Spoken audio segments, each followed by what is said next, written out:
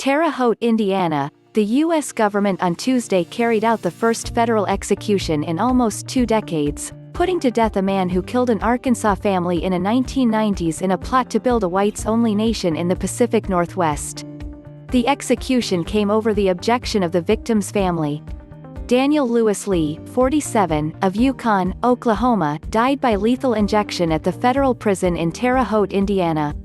"I didn't do it," Lee said just before he was executed.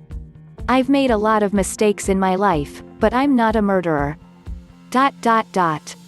You're killing an innocent man." The decision to move forward with the execution, the first by the Bureau of Prisons since 2003, drew scrutiny from civil rights groups and the relatives of Lee's victims, who had sued to try to halt it, citing concerns about the coronavirus pandemic. Critics argued that the government was creating an unnecessary and manufactured urgency for political gain. The government has been trying to plow forward with these executions despite many unanswered questions about the legality of its new execution protocol, said Shawn Nolan, one of the attorneys for the men facing federal execution. The developments are likely to add a new front to the national conversation about criminal justice reform in the lead up to the 2020 elections. The execution of Lee, who was pronounced dead at 8:07 a.m. Eastern Daylight Saving Time, went off after a series of legal volleys that ended when the Supreme Court stepped in early Tuesday in a 5-4 ruling and allowed it to move forward.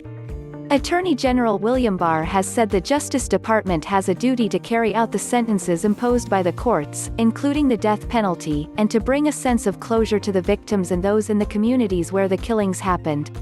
But relatives of those killed by Lee in 1996 strongly opposed that idea and long argued that Lee deserved a sentence of life in prison.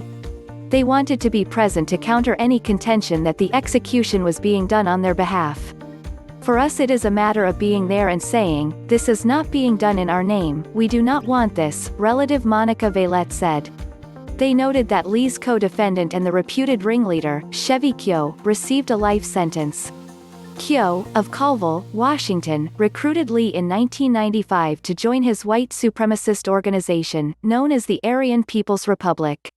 2 years later, they were arrested for the killings of gun dealer William Mueller, his wife, Nancy, and her 8-year-old daughter, Sarah Powell, in Tilly, Arkansas, about 75 miles 120 kilometers northwest of Little Rock.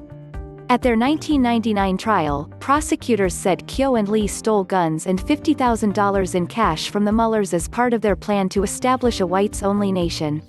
Prosecutors said Lee and Kehoe incapacitated the Muellers and questioned Sarah about where they could find money and ammunition.